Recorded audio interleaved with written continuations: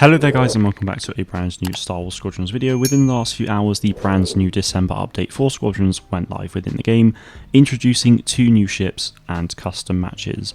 In this video I'll be diving into the patch notes for you as I do with every single update, and as always I won't go through everything, just the things that I think are worth mentioning. So the 2 new ships are the Fighter class TIE Defender for the Empire and the Bomber class B-Wing for the New Republic, of which you'll be seeing gameplay of both throughout the video. The B-Wing is a very slow moving heavy bomber that deals a big punch into capital ships and even enemy fighters too. Something I did notice is that if you overcharge your engines, you don't actually lose the boost that you've charged up at all, and I think this is because, as it states in the patch notes, is that it relies on boost and drifting for quick movement and turning efficiency. The B-Wing has 2 unique components. The first is the Ion Beam, which deals heavy damage to capital ships and subsystems. The second is the Gyro Orcs control module, and if you have this equipped, if you spin your B-Wing around, it won't impact your cockpit orientation at all, which I think is really cool, and it also increases your auxiliary ammo or improves the cooldown rate depending on what you have. Then we have the TIE Defender, a fighter with high survivability due to its strong shields. The TIE Defender has one unique component, which is the Advanced Power System, or APS for short. If your power management is balanced, then each system will be granted a small overcharge boost if you use your APS, and if it's focused on one specific system, then that one system alone will be granted a boost, but it will be more significant.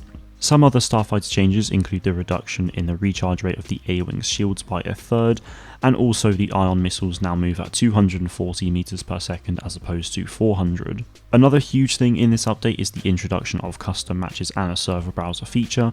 The server browser will allow you to jump into other custom matches created by other players. However, if you want it to be private, then you can change it to private or invite only into your own custom match and you'll be good to go.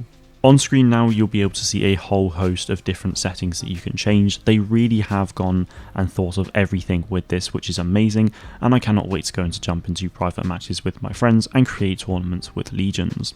For ranked fleet battles, they have adjusted the skill ratings for each rank and tier. I won't go into detail with all of these, but essentially they have made it easier for you to get into everything up to and including Legend 2, then Legend 3, 4, 5 and Galactic Ace are harder to get into.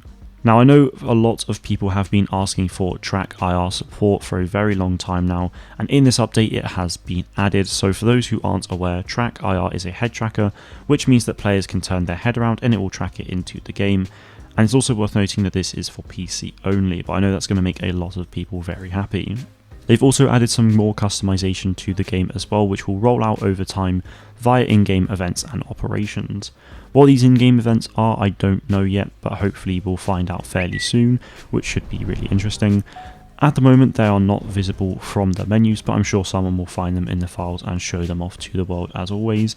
Anyway guys, that is pretty much all the news for you today. Enjoy the brand new update over the weekend. Thank you all very much for watching, and may the force be with you always.